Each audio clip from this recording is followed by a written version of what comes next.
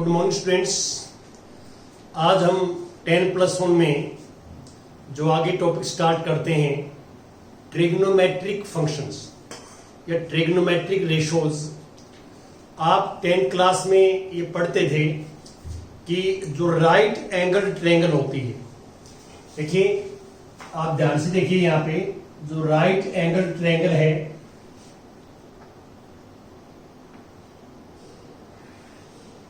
ये हमारे पास एक ट्रायंगल है।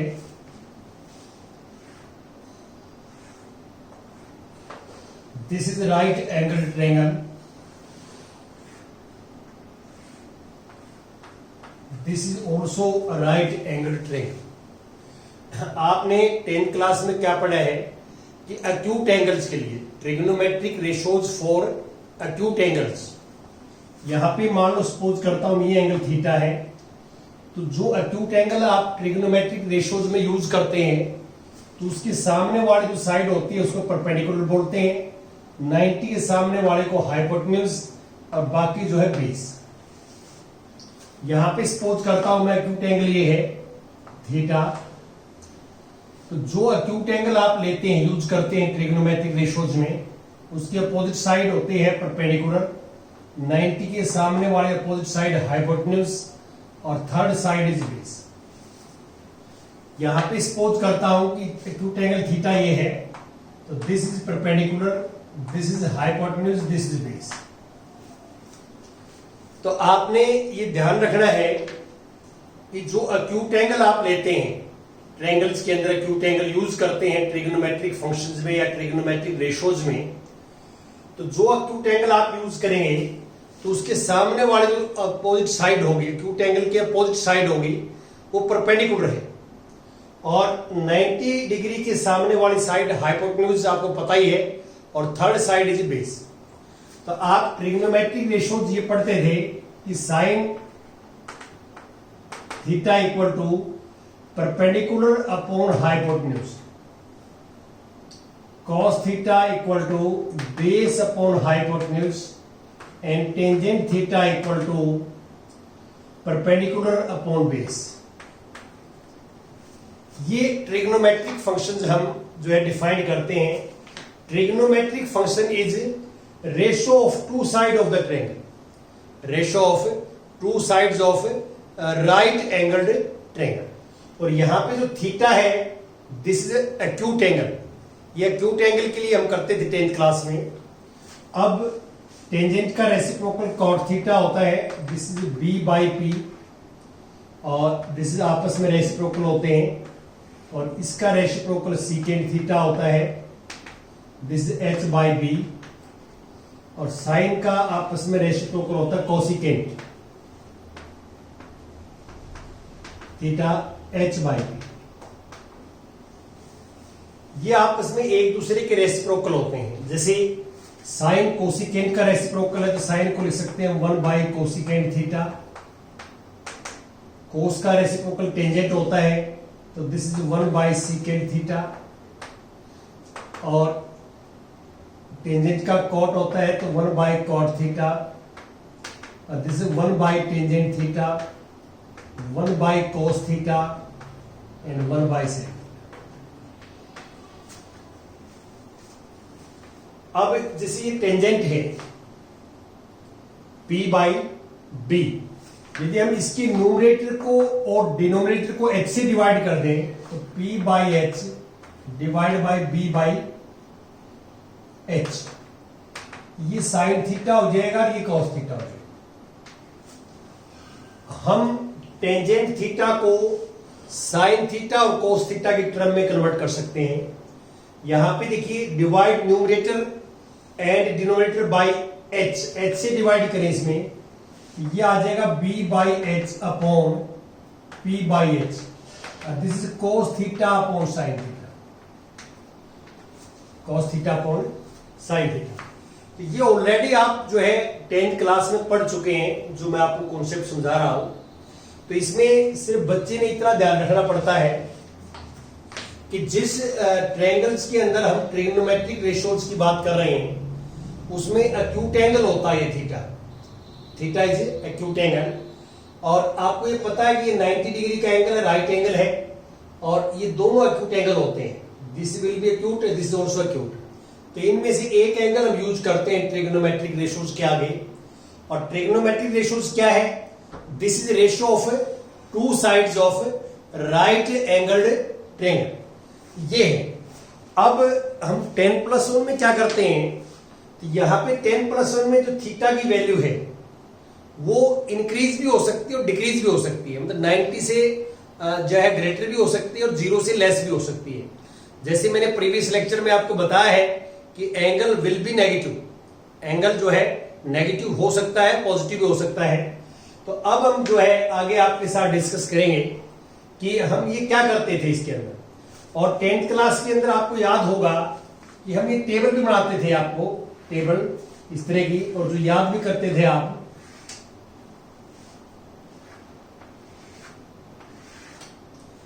देखो थीटा की जो वैल्यू है रेडियन में 0, फिर जो है π/6 जिसको 30 डिग्री कहते हैं आप,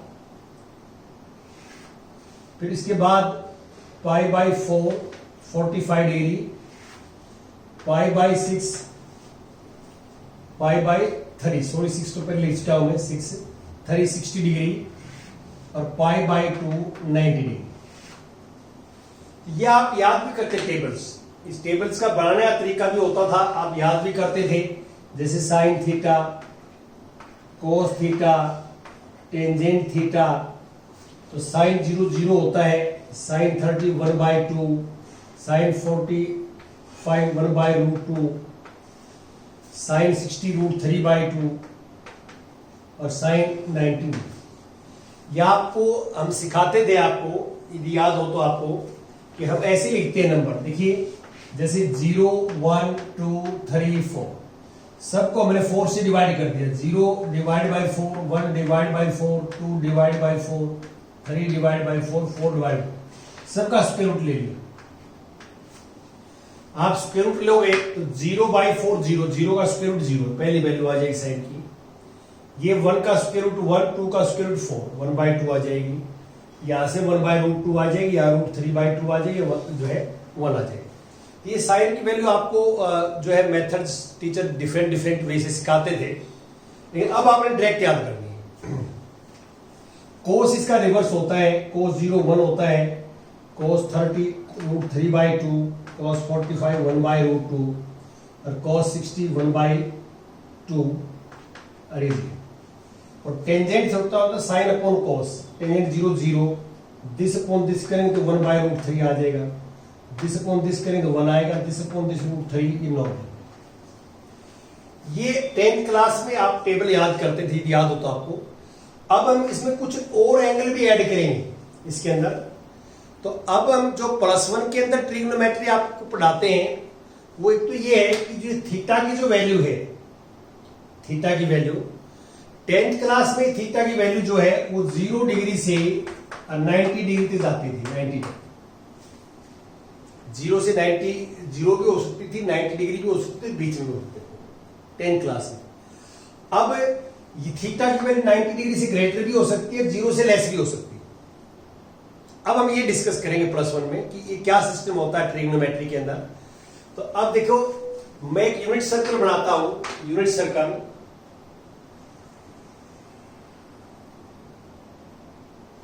यूनिट सर्कल क्या होता है? जिसका रेडियस 1 यूनिट हो, 1 यूनिट हो उसको यूनिट सर्कल बोलते हैं हम। तो इसका सेंटर को हम ओरिजिन ले लेते हैं।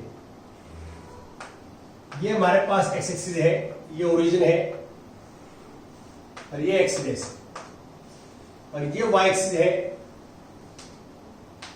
और ये O Y dash negative side, ये ओरिजिन, इसको ओरिजिन कहते हैं। यूनिट सर्कल का मीनिंग क्या है? इसका रेडियस 1 है, ये 1 है, तो ये एक्स एक्सिस के ऊपर पॉइंट है, तो ये पॉइंट मैं सपोज करता हूं ए है, तो ये 1 0 हो जाएगा। क्यों? सर्कल का रेडियस मैंने 1 यूनिट लिया है, 1 यूनिट, और ये एक्स एक्सिस के पॉइंट है तो वाई कोऑर्डिनेट 0 होगा, और इसको मैं बी सपोज कर लेता हूं, बी दिस 0 1, और इसको मैं सी सपोज कर लेता हूं, सी।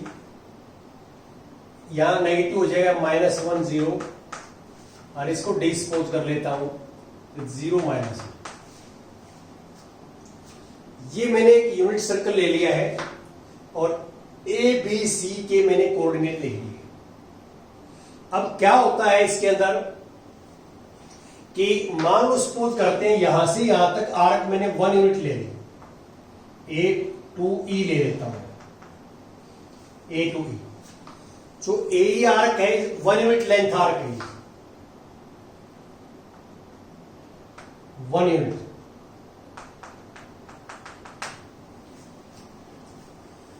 तो ये मान लो 1 यूनिट भी ले सकते हैं आप, मान लो मैं एक्स यूनिट बोलता हूं, एक्स यूनिट है, एक्स यूनिट, एक्स में भी 1 हो सकता है, मे बी 2, मे बी 1.5, कोई भी आप नंबर ले सकते हैं। यदि मैं इसको पॉइंट को यहां ज्वाइन करता हूं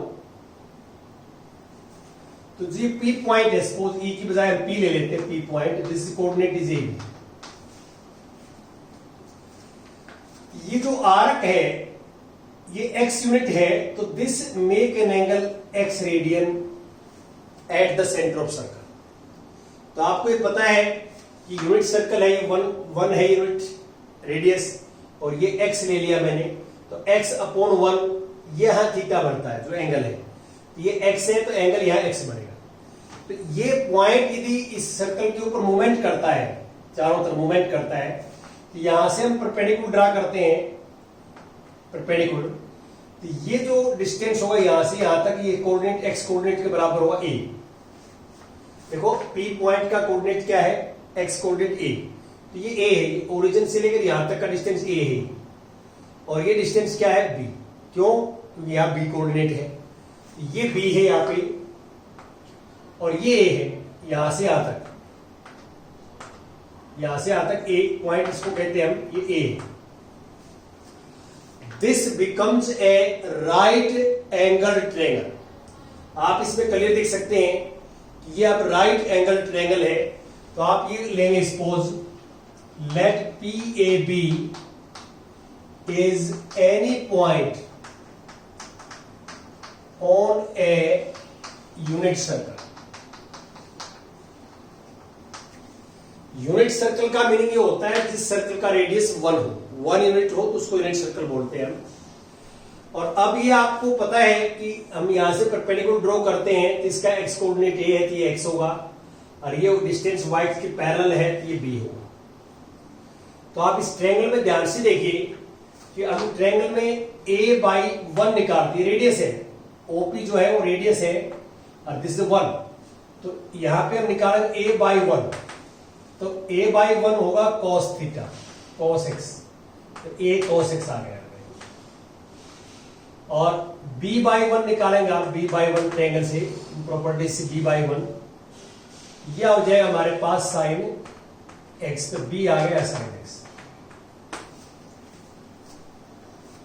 तो आप इसमें क्लियर दे सकते हैं, पाइथागोरस थ्योरम लगाए आप इस ट्रायंगल के ऊपर, पाइथागोरस थ्योरम लगाए थे, a square plus b square equal to 1 का स्क्वायर। a को आप लिख सकते हैं यहां पे cos स्क्वायर x, और b को लिख सकते हैं साइन स्क्वायर x। मैंने ऊपर आप प्रूव करके बताया है, और आपको ये पता है कि this identity is always true, sine square x plus cos square x equal to 1। अभी फिलहाल जो आप देख सकते हैं x वो अक्यूट एंगल है, अक्यूट एंगल है। तो आप ध्यान से देखिए, यदि ये P पॉइंट इस सर्कल पे मूवमेंट करता है, सर्कल पे मूवमेंट करता है, तो जो हमारे पास रेडियस है वो फिक्स रहेगा, रेडियस में कोई चेंज नहीं आएगा, चेंज होगी ए और बी, ए और बी चेंज होगा। सपोज करते हैं कि P पॉइंट ए पॉइंट पाया जाता है, ए पॉइंट पे यहां पे P पॉइंट घूम के यहां आ गया, तो उस केस में क्या है कि ए और जो हमारे पास हाइपोटेन्यूज है रेडियस, ए और हाइपोटेन्यूज सेम हो जाएंगे, बी 0 हो जाएगा, और बी 0 हो जाएगा तो ट्रायंगल नहीं बढ़ेगी। इसको हम लिमिटिंग पोजीशन बोलते हैं कि एक्स भी 0 हो जाएगा, 0 रेडियन। आप जो है थोड़ा रियलाइज करें इस बात को मैं क्या कह रहा हूं कि P पॉइंट इसके ऊपर घूमता है सर्कल पे, और दिस इज ऑलवेज ट्रू, ये कंडीशन ट्रू होती है। क्यों? क्योंकि ट्रायंगल तो बदलती रहेगी लेकिन रेडियस 1 ही रहेगा, P इसके ऊपर जो है करेंगे तो ए और बी की वैल्यू चेंज होगी, एक्स की वैल्यू चेंज होगी, लेकिन रेडियस जो है, जो हाइपोटेन्यूज है इसका, वो हमेशा 1 रहेगा। तो आप इसमें देख सकते हैं, मैं ये कह रहा था आपको, पी पॉइंट यहां आ जाए वापस ए पे, पी पॉइंट ए पे आ जाता है वापस, तो क्या होगा, पी पॉइंट ए पे आ जाएगा, बी 0 हो जाएगा और ए और ये रेडियस इक्वल हो जाएंगे। इसका मीनिंग क्या है, बेस और हाइपोटेन्यूज इक्वल हो जाएंगे, बी क्या हो जाएगा, 0। तो उस केस में ट्रायंगल नहीं बनेगी, ट्रायंगल नहीं बनेगी, क्यों, एक कंप्लीट साइड 0 हो जाएगी, ट्रायंगल कहां से बनेगी, और एंगल एक्यूट एंगल भी 0 हो जाएगा। अब ये मान लो सपोज करता हूं पी यहां आ जाता है, तो पी यहां आ जाता है तो बी और हाइपोटेन्यूज इक्वल हो जाएंगे, ए 0 हो जाएगा, ए 0 हो जाएगा। तो आप इसमें क्लियर देख सकते हैं कि पी पॉइंट जब ए पे टेंड करेगा, देखो पी पॉइंट जो है, पी पॉइंट टेंड्स टू ए, इसका मीनिंग क्या है, पी जब ए पॉइंट पे आ जाएगा तो उस केस में बी 0 हो जाएगा, उस केस में क्या है, ये बी 0 हो जाएगा, बी का कोऑर्डिनेट 0 हो जाएगा, ए 1 हो जाएगा, बी क्या हो जाएगा, 0 हो जाएगा। और बी 0 हो जाएगा तो हमारे पास इसका मीनिंग क्या है कि हमारे पास क्या हो जाएगी, ये हमारे पास परपेंडिकुलर है, तो परपेंडिकुलर कोण हाइपोटेन्यूज साइन होता है, परपेंडिकुलर 0 हो गया तो साइन 0 हो जाएगा, यहाँ पे साइन 0 इक्वल टू 0। 0 क्यों, x की वैल्यू 0 हो जाएगी, p a पे आ जाएगा तो x बिकम्स 0। तो यहाँ पे p टेंड टू 0 तो x टेंड्स टू 0 आ जाएगा, और उस केस में b 0 हो जाएगा, b 0 होते ही साइन 0 आ जाएगा। अब मान लो p a पे आ जाए, b पे आ जाए, p टेंड्स टू b, तो उस केस में x tends to pi by 2 हो जाएगा। आप देखो आप कि p की वैल्यू घूम के यहां आएगी तो x जो है यहां से यहां तक का एंगल हो जाएगा, तो 90 हो जाएगा। और उस केस में क्या होगा, b जो b है वो किसके इक्वल हो जाएगा, हाइपोटेन्यूज के, ट्रायंगल में बात कर रहा हूं मैं, और ट्रायंगल में इक्वल हो जाएगा तो यहाँ पे जो है a 0 हो जाएगा, तो a 0 लिखा और b 1 लिखा हुआ है। तो उस केस में क्या है, cos 0 होता है, cos पाई बाई 2 cos 0 क्यों होता है, कारण क्या है, यहाँ पे कारण मैं लिख देता हूं, कारण बिकॉज साइन थीटा जो है वहां लिखा है मैंने sine theta p by H, तो जब p a के ऊपर आएगा तो उस केस में जो x के सामने वाला परपेंडिकुलर है ये 0 हो जाएगा, और x के सामने वाला परपेंडिकुलर 0 हो जाएगा तो ये ऊपर वाला 0 हो गया, परपेंडिकुलर 0 अपॉन h 0। और ऐसे ही p b पे आएगा तो उस केस में जो है cos 0 होगा, क्यों, क्योंकि cos की जो वैल्यू होती है cos थीटा की वो b बाई एच होती है। तो इस ट्रायंगल में देखो आप, इस ट्रायंगल में एक्यूट एंगल ये यूज कर रहे हैं, जैसे सामने वाला परपेंडिकुलर है, 90 के सामने वाला हाइपोटेन्यूज है, तो ये क्या बच गया हमारे पास, बेस। तो ये p जब b पे चला जाएगा तो बेस 0 हो जाएगा, और बेस 0 हो जाएगा तो 0 बाई एच 0 आ जाएगा। ये भी ध्यान रखना कि बेस 0 कब होगा, जब p tends to b, p tends to b, b पे आएगा तो उस केस में x 90 हो जाएगा, x 90। अब आप देखो ये p घूम के यहां आ जाएगा, ये p घूम के यहां आ जाएगा इसके अंदर, तो उस केस में क्या है कि हाइपोटेन्यूज और जो हमारा बेस है वो बराबर हो जाएगा, लेकिन बेस इस साइड में नेगेटिव है, बेस क्या है, नेगेटिव, रेडियस तो 1 ही रहेगा, लेकिन बेस इस अपनी साइड पॉजिटिव साइड में है।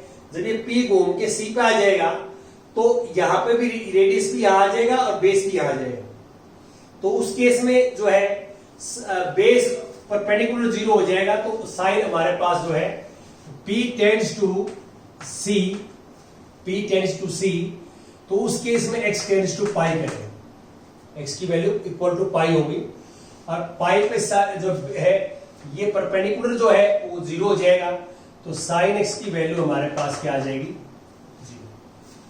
और cos की वैल्यू क्या आएगी यहाँ पे, -1, x इक्वल टू पाई, और cos पाई इज -1, और यहां पे cos की वैल्यू 0, cos की वैल्यू आएगी 1। ये 1 क्यों आएगी cos की वैल्यू, क्योंकि p जब हमारे पास a पे आएगा उस केस में रेडियस और बेस इक्वल हो जाएंगे, तो रेडियस और बेस इक्वल हो जाएंगे, बेस अपॉन हाइपोटेन्यूज दोनों इक्वल हो जाएंगे, कट के क्या आ जाएगा, 1 आ जाएगा। तो इसका अर्थ ये है कि इस साइड में, इस साइड के अंदर कोस की वैल्यू +1 आएगी और साइन की वैल्यू 0। इस साइड में साइन की वैल्यू 0, कोस की वैल्यू -1 आएगी। तो मैं दोनों आपको इस डायग्राम से कोशिश कर रहा हूं समझाने की। अब ये P घूम के यहां आ जाएगी, ये क्या है, 3π/2 एंगल है ये, π/2 यहां तक, π/2 पाई, फिर π/2 और 3π/2 आ जाएगा। तो 3π/2 कब होगा, जब P टेंड्स टू D। तो P D पे आ जाए, देखो ध्यान से, अब ट्रायंगल कैसे बनेंगे, जब P D पे आ जाएगा, D पे, तो उस केस में हमारे पास ये जो है बेस वो तो 0 हो जाएगा और जो परपेंडिकुलर है वो इसके इक्वल आ जाएगा, इसके हाइपोटेन्यूज के इक्वल आ जाएगा ट्रायंगल में। तो ये दोनों इक्वल हो जाएंगे, तो कोस की जो वैल्यू है वो तो 0 आ जाएगी। कोस यहाँ पे x जो है वो टेंड्स टू 3π/2 करेगा ये, और इस केस में कोस तो 0 आ जाएगा, कोस 3π/2, और साइन 3π/2 जो है -1 आएगा। -1 क्यों आएगा, क्योंकि जब ये P घूम के यहां आएगा तो ट्रायंगल नहीं बनेगी, यहाँ पे ट्रायंगल जो है ये हाइपोटेन्यूज और जो है B दोनों इक्वल हो जाएंगे। B की नेगेटिव डायरेक्शन है, नीचे की तरफ है, तो B की नेगेटिव डायरेक्शन है, तो साइन की वैल्यू क्या हो जाएगी, -1 हो जाएगी।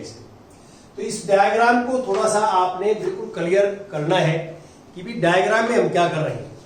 अब जो कल मैं आपसे बात कर रहा था फर्स्ट लेक्चर के अंदर मैं की थी कि हम क्या है कि ट्रायंगल बने या ना बने, हम एंगल स्टडी करते हैं ट्रिग्नोमेट्री फंक्शंस में।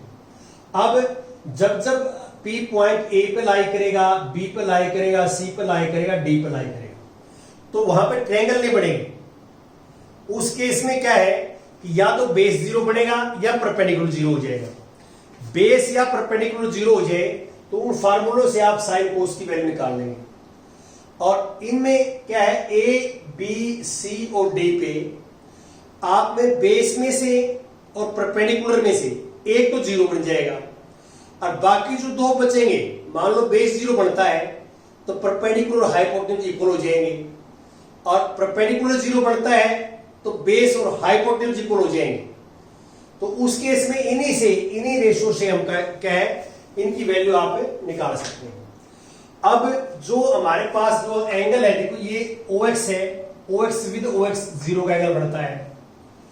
OX OY के साथ एंटी क्लॉकवाइज डायरेक्शन में, OX जो है रे OY के साथ एंटी क्लॉकवाइज डायरेक्शन में π/2 का एंगल बनता है, ये π/2 का है। और OX डैश के साथ एंटी क्लॉकवाइज डायरेक्शन में पाई का एंगल बनता है। OX OY डैश के साथ एंटी क्लॉकवाइज डायरेक्शन में 3π/2 का बनता है। और एक कंप्लीट राउंड कर लेते हैं हम, कंप्लीट राउंड, पूरा round OX with OX 1 revolution में, वो आपको पता है सेंटर पे 2π का एंगल बढ़ता है, 2π का एंगल बढ़ता है इस सेंटर पे, यहाँ पे कंप्लीट एंगल जो है 2π का बढ़ता है। तो 2π मैंने यहाँ लिख दिया। फिर एक कंप्लीट देखिए, ये यहां से यहां तक राउंड लगाएंगे, हम वापस यहां जाएंगे तो 2π रेडियंस एंगल बढ़ेगा। तो ये जो π/2 के मल्टीपल एंगल है, देखिए ये 0 भी π/2 का मल्टीपल है। ऐसे लिख सकता हूं मैं इसको, 0 को लिख सकता हूं 0 × π/2। ये π/2 है, इसको लिख सकता हूं 1 × π/2। पाई है, इसको लिख सकता हूं 2 × π/2। और 3π/2 को मैं लिख सकता हूं 3 × π/2। और 2π को मैं लिख सकता हूं 2π को 4 × π/2। देखिए मैंने 0 डिग्री एंगल, π/2, पाई, 3π और 2π, एक राउंड के जितने भी एंगल बढ़ेंगे, जो एक्स एक्सिस के ऊपर बढ़े या वो वाई एक्सिस के ऊपर बढ़े, वो मैंने सारे एंगल लिखे। ये सारे एंगल π/2 के मल्टीपल है। और जो एंगल π/2 का मल्टीपल हो, any angle is multiple of π/2, उसको हम बोलते हैं क्वाड्रेंटल एंगल। उनको क्या बोलते हैं? क्वाड्रेंटल एंगल बोलते हैं कि an angle which is multiple, an angle which is multiple of pi by 2 is called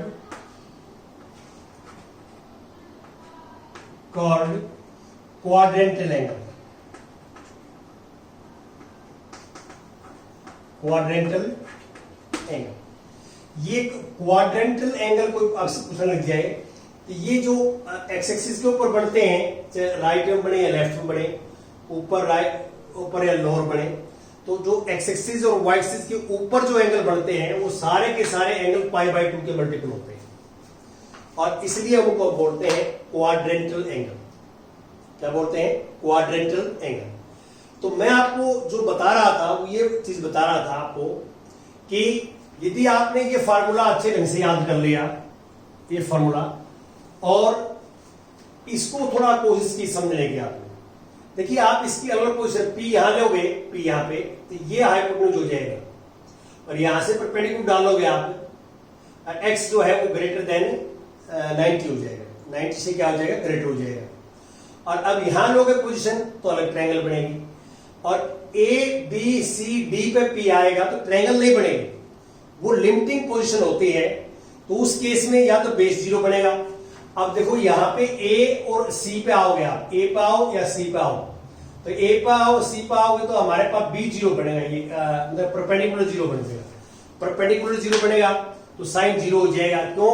sign क्या होता है? Perpendicular upon hypotenuse. तो आप ए पे और सी पे आओगे तो परपेंडिकुलर जो डिस्टेंस है ट्रायंगल का परपेंडिकुलर वो 0 बन जाएगा, और जो हाइपोटेन्यूज और बेस है वो इक्वल हो जाएंगे। वो क्या हो जाएंगे? इक्वल। इस साइड में बेस पॉजिटिव होगा, इस साइड में बेस नेगेटिव होगा, तो इसलिए कोस क्या होता है? Base upon hypotenuse. तो इस ए पॉइंट पे बेस और हाइपोटेन्यूज इक्वल है, दोनों पॉजिटिव है तो 1 वैल्यू आ जाएगी कोस की साइड में, और इस साइड में कोस की वैल्यू -1 आ जाएगी। तो अब हमारे पास क्या है? एक राउंड कंप्लीट किया तो ये एंगल बढ़ते हैं। अब दूसरा राउंड शुरू करें हम, जैसे यहां पे एक राउंड जो है आएगा पाई, फिर एक राउंड ऊपर या 3 पाई, फिर 5 पाई, फिर 6 पाई। तो राउंड हम लगाते रहेंगे, एंटी क्लॉकवाइज लगाए या क्लॉकवाइज लगाए, एंगल नए नए एंगल बढ़ते रहेंगे, लेकिन वैल्यू में चेंज नहीं आएगा। जो एक राउंड की वैल्यू आएगी वही दोबारा सेकंड राउंड पर आएगी वैल्यू फंक्शंस की, लेकिन एंगल क्या है? रेडियन में एंगल डिफरेंट होते जाएंगे। अब आपने याद क्या करना है कि एक तो पाई के बाद पाई है, और एक इसके बाद 3 पाई बाई 2 है, और एक इसके बाद 2 पाई। इनको एज ए स्टैंडर्ड एंगल माना गया है। जो क्वाड्रेंटल एंगल है जो आप देख रहे हैं उनको आगे स्टैंडर्ड एंगल माना गया, वो भी टेबल आपको याद करनी पड़ेगी। अब एक जनरल फार्मूला बता रहा हूं आपको। मैंने आपको यहां पे कह दिया कि एक्स एक्सिस के ऊपर कोई भी एंगल बने, एक्स राइट में बने या लेफ्ट में बने, साइन 0 होता है, साइन 0 होता है। तो आपने फार्मूला ये है कि एक्स एक्सिस के ऊपर जो एंगल बनेंगे, angles lies on x axis.